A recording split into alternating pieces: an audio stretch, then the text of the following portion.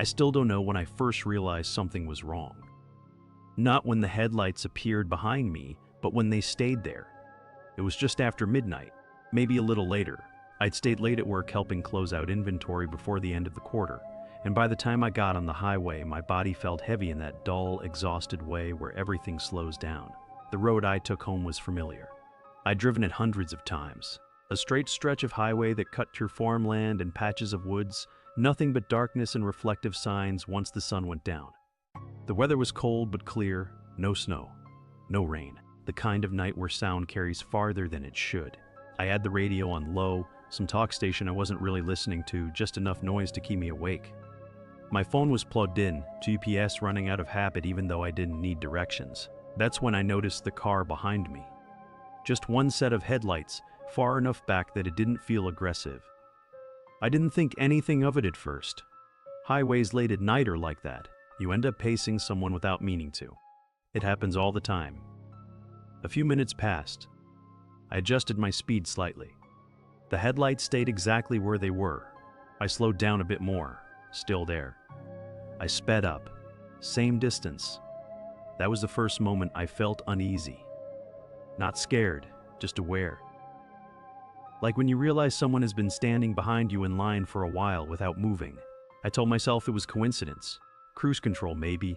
Someone tired, same as me. I changed lanes. The car changed lanes too. Not immediately. A second or two later. Close enough to notice. Far enough to pretend it didn't matter. The highway was empty otherwise. No cars passing in the opposite direction. No taillights ahead. Just me, the dark road, and those headlights. I reached my first exit, the one that led to a small town with a gas station and a diner that stayed open late. On impulse, I signaled and took it. I didn't need gas. I just wanted to see what the car would do. The headlights followed me onto the exit ramp. My chest tightened a little. Still, I told myself it meant nothing. That exit led back to the highway anyway. At the bottom of the ramp, I slowed almost to a crawl. The car slowed too. I merged back onto the highway. The headlights settled right back into place behind me, like they'd been waiting. That's when I turned the radio off. The silence felt heavier than it should have. I became aware of the hum of my tires, the faint rattle from something loose in my trunk. I checked my mirrors more often than necessary. I tried another test. I dropped my speed suddenly from 70 to 55. Any normal driver would have passed me or gotten irritated. The car didn't. It stayed behind me, unwavering. My mouth felt dry. I rolled my shoulders, trying to shake the tension. I told myself I was being paranoid. That exhaustion messes with your head. Then I noticed something else. The headlights never changed. No flicker, no bounce from bumps in the road. Just two steady points of light, perfectly aligned, like they were pinned to the darkness itself. I took another exit, this one leading to a rest stop. As I slowed, my heart started to race. I didn't know why. It was just a rest stop. Lights, bathrooms, vending machines. The car followed me again. I pulled into a parking space near the building and shut my engine off. For a few seconds, I just sat there gripping the steering wheel, listening to my own breathing. The headlights pulled in and stopped several spaces away. The car didn't turn off its lights. I waited. Maybe the driver would get out. Maybe they pull away. They didn't. The rest stop was empty, no other cars. No movement inside the building that I could see through the glass. I didn't get out. After about 30 seconds, I started my car again and pulled back onto the road. The other car did the same, falling back into position behind me as if nothing had happened. That's when the realization hit me. Not all at once, but slowly, like cold seeping through clothes. They weren't following me to a place. They were following me. My hands were shaking now. I tried to steady my breathing, to think logically. Maybe it was someone bored. Maybe someone messing with me. But why? I reached a long, straight stretch of highway and decided to do something reckless. I slammed the brakes hard enough to make my tires chirp. The headlights stopped with me. Too perfectly. No screech. No delay. Just a smooth stop, as if they'd expected it. I didn't look back again. I didn't want to see the shape of the car. Didn't want to know if someone was watching me through a windshield I couldn't see. I hit the gas and drove, faster than I should have, faster than felt safe. The headlights stayed. I felt trapped in my own lane, boxed in by darkness. I reached for my phone and called my brother without thinking. It rang, went to voicemail. I didn't leave a message. Another exit came up, this one for a larger town. I took it, heart pounding. As I slowed, I saw headlights ahead of me this time, cars moving through intersections, normal life. The car behind me didn't follow. I turned onto a lit street and pulled into a grocery store parking lot, hands trembling as I parked. I waited. Minutes passed. Nothing. No headlights. No car pulling in. I sat there until my breathing slowed. Then I drove home, sticking to well-lit roads, checking my mirrors the entire way. Nothing happened after that night. No knocks on my door. No strange calls. No signs of damage to my car. For a while, I convinced myself it had been nothing. A coincidence stretched too far by exhaustion. Months later, while cleaning out my car, I decided to check the dashcam footage. I'd forgotten I'd installed it years earlier and never really used it. I scrolled to that night. The video showed an empty highway behind me. No headlights, no car, just darkness and road. The footage never changed. I don't use that highway anymore.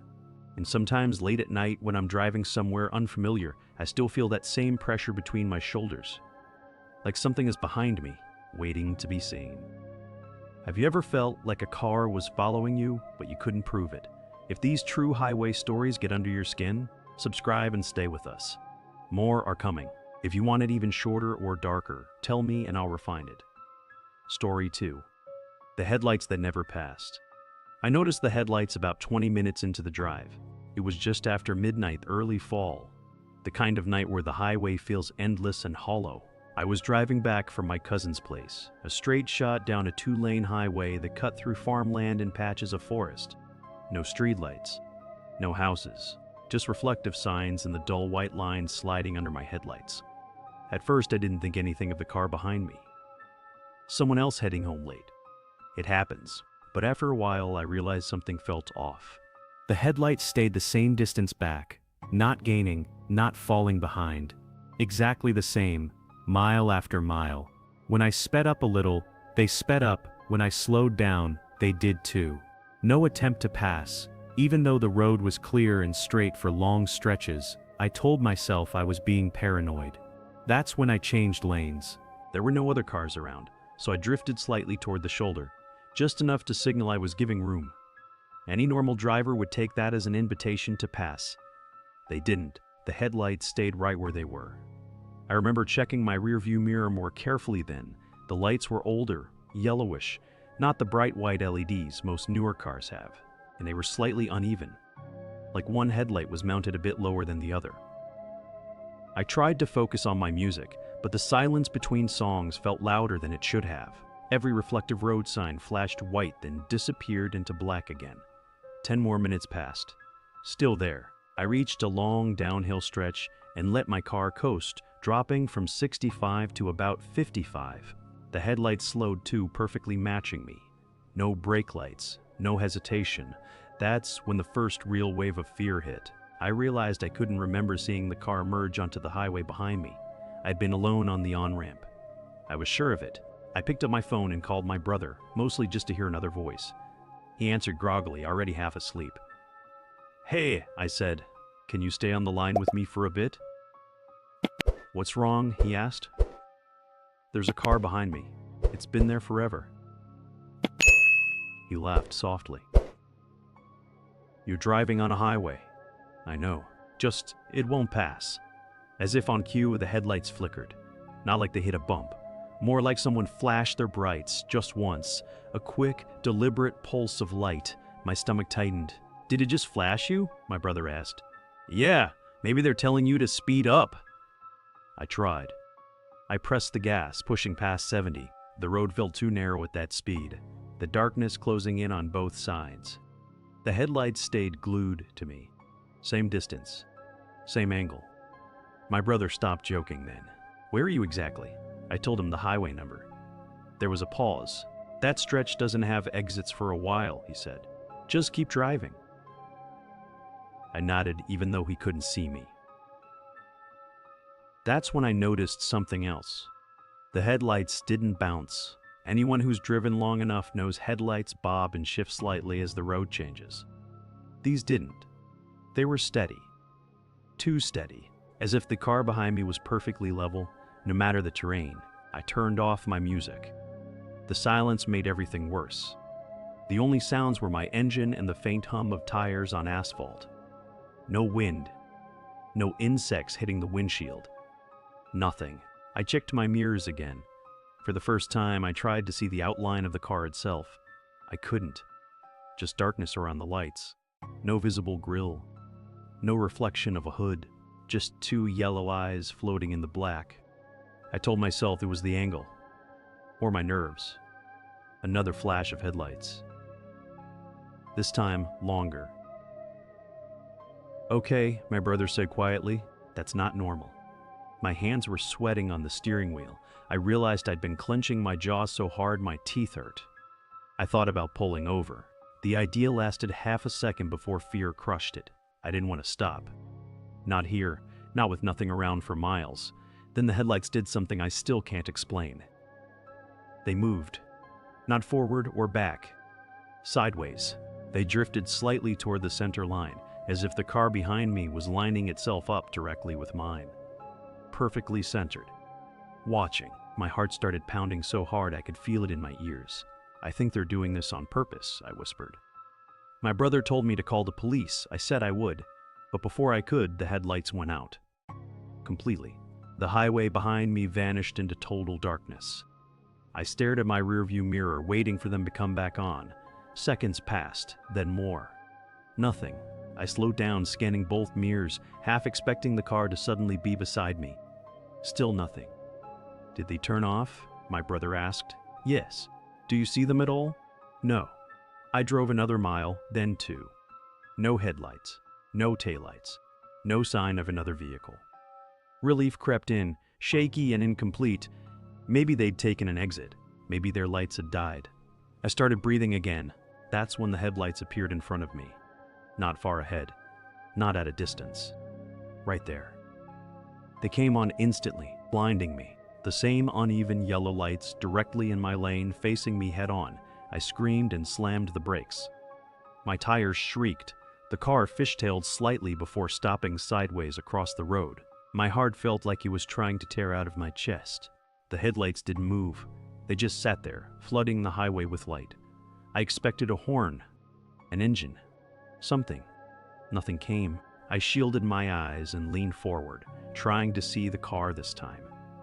There was still nothing behind the lights, just blackness, swallowing the glow as if the vehicle itself didn't exist. "Drive," my brother shouted through the phone. "Turn around," I didn't think. I cranked the wheel, hit the gas, and spun the car in a clumsy 3-point turn, barely keeping it on the road. As soon as I faced the opposite direction, the headlights were gone again. No passing blur, no retreating lights, just darkness. I drove the rest of the way home at 30 miles an hour, hazard lights on, my brother staying on the phone until I pulled into my driveway. I sat in my car for a long time after, staring at my reflection in the windshield. The next day, I drove that highway in daylight. I checked every turnout, every side road, every dip and bend. There was nowhere that car could have turned around. No median, no hidden access road.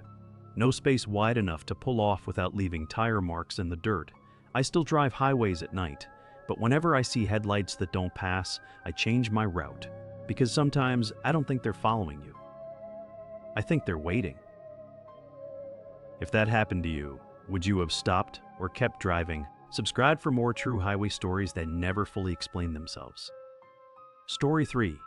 Mile marker 147. I used to think mile markers were comforting. They told you where you were, how far you'd gone, how much farther you had to get through. After what happened on Highway 6, I stopped looking at them altogether. This was a few years ago, late winter. I was driving overnight for work, hauling equipment between job sites. Nothing exciting, just me, a thermos of coffee, and a company pickup that smelled like oil and dust. I'd taken this route dozens of times before, long, flat highway cutting through farmland and scrub forest, barely any traffic after midnight. It was around 1020 a.m. when I passed mile marker 147. I remember because my GPS glitched right after. The screen froze, then rerouted, then froze again. I didn't worry about it. Cell service was spotty out there, and I knew the road well enough. The highway was empty in both directions. No headlights, no taillights. Just the rhythmic thump of tires over seams in the asphalt. About 5 minutes later, I passed mile marker 147 again. I slowed down slightly, confused. I knew I hadn't turned off. There were no exits, no intersections, just straight road. I checked my odometer. It showed I'd gone forward, not looped back. The landscape looked the same, sure, but highways do that. Long stretches blur together. I shrugged it off. Then I saw it a third time. Lime 147. This time, my stomach tightened. The sign wasn't damaged or crooked. Same reflective scuffs, same bent corner at the bottom. Same small black streak running down the 7. I tapped the brakes and stared at it as I passed. There's no way, I muttered to myself. I pulled over onto the shoulder for the first time that night. The engine idled, ticking softly in the cold. I stepped out, boots crunching on gravel, and walked back toward the sign. Up close, it looked completely normal. Cold metal, bolted into the ground. No prank, no mirror image, no obvious explanation. I got back into the truck and drove on, a little faster now. I told myself there had to be another 147 farther down the highway, or that I'd misremembered the number earlier. 10 minutes passed, then 20. No signs at all. The silence started to feel heavy, like the road was holding its breath. Even the wind died down. My radio crackled with static, no matter what station I tried.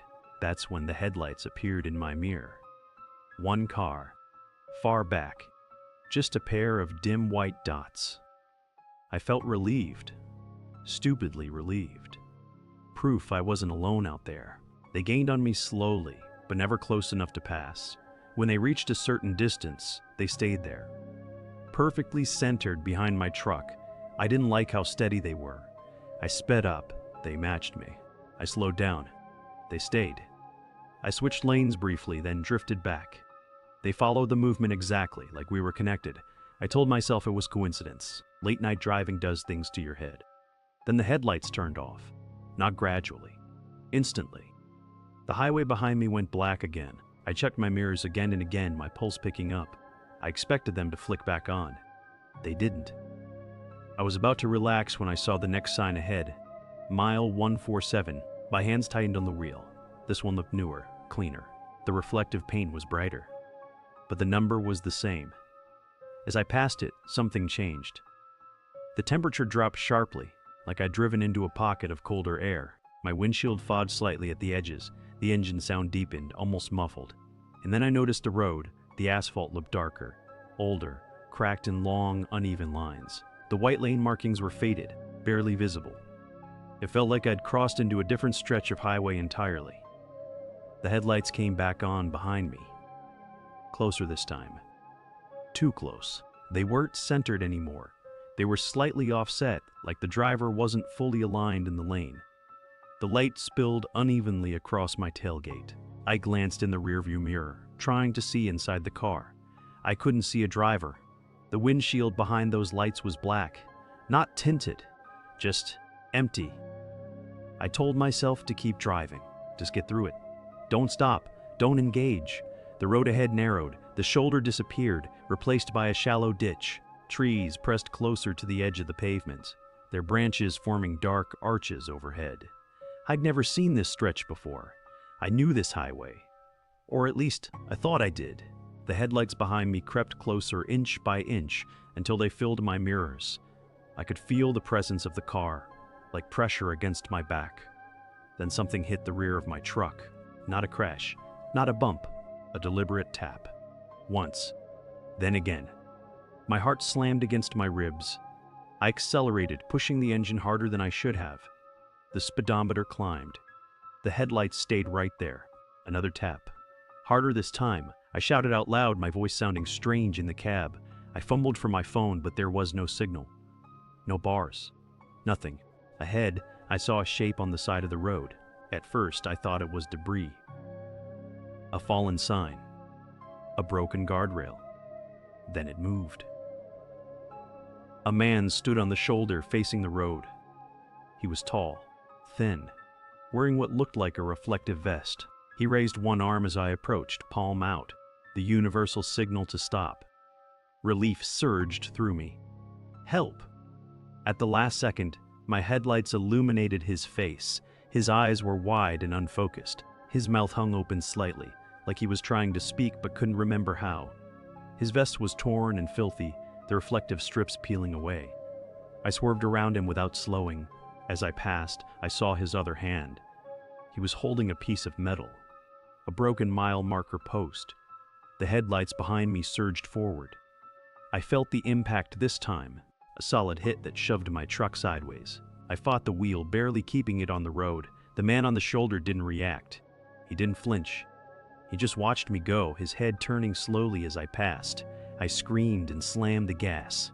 The trees suddenly thinned. The road widened. Fresh pavement appeared under my tires, smooth and clean. The headlights vanished. No deceleration, no passing, just gone. I drove another 5 miles before I saw the next sign. Nile 148.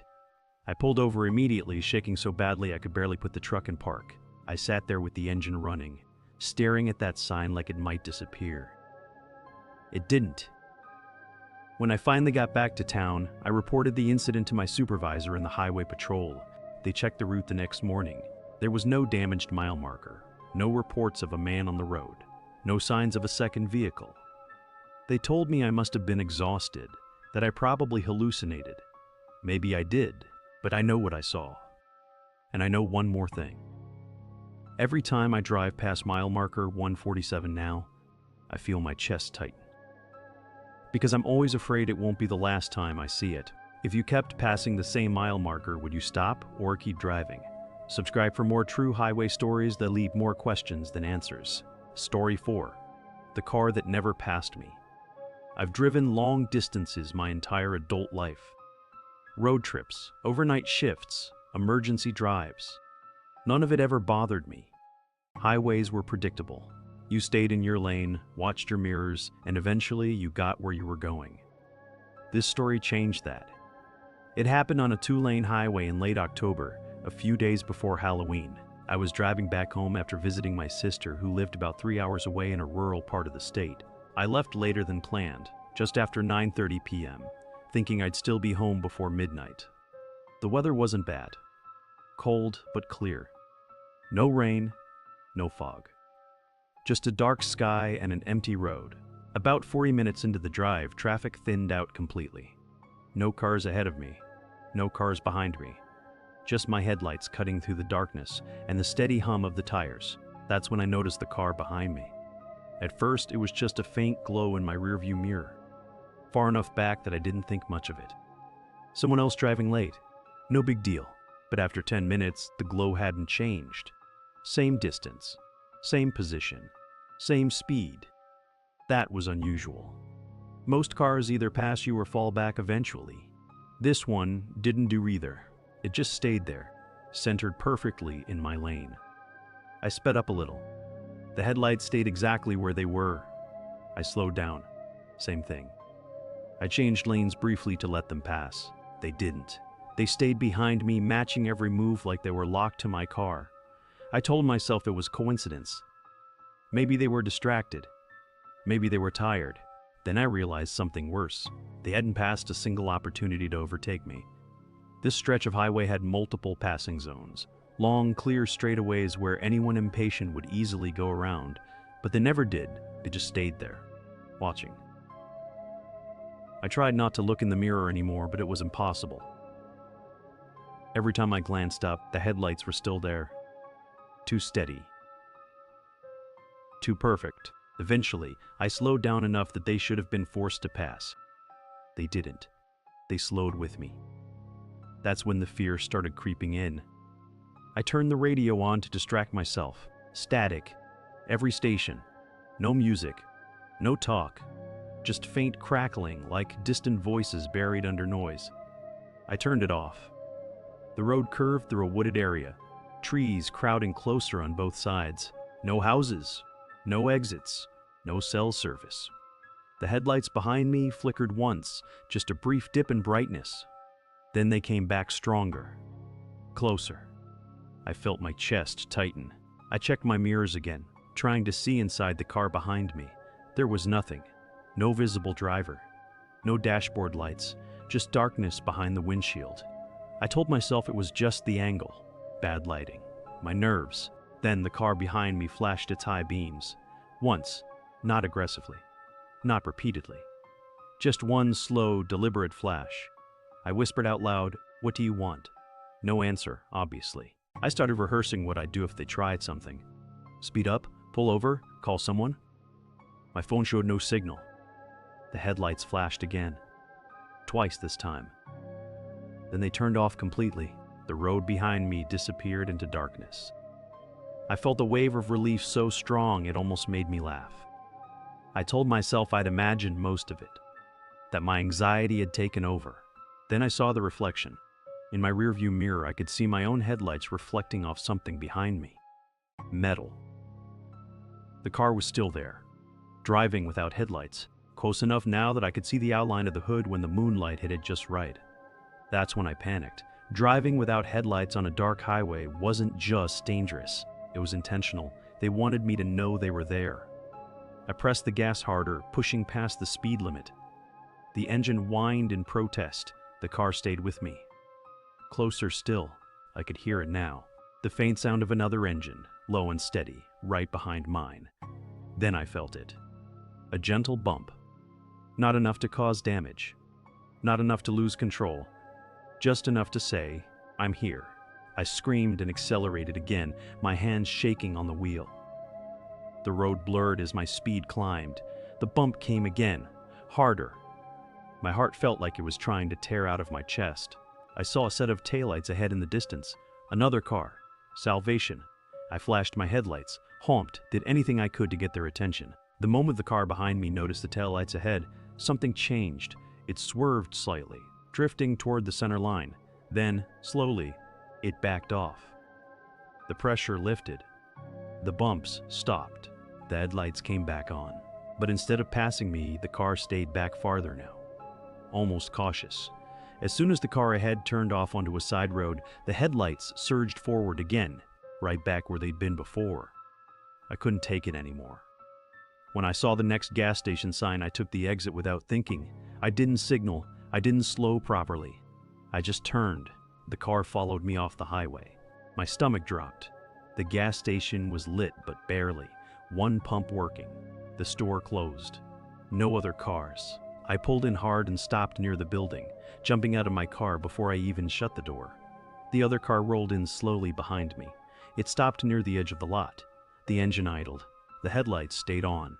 I stood frozen, keys clenched in my hand, staring at the car. The driver's door didn't open. The passenger door didn't open. No one got out. After what felt like forever, the car backed up. Slowly. Carefully. Then it turned around and drove back toward the highway. I watched until the taillights disappeared. I stayed at that gas station for nearly an hour before I could bring myself to leave. When I finally got home, I checked my car. There was a dent on my rear bumper, perfectly centered. I never saw that car again. But sometimes, when I'm driving late at night and I notice headlights sitting behind me just a little too long, I feel my hands start to shake. If a car followed you for miles without passing, would you pull over or keep driving? Subscribe for more true highway horror stories that don't let you feel safe behind the wheel.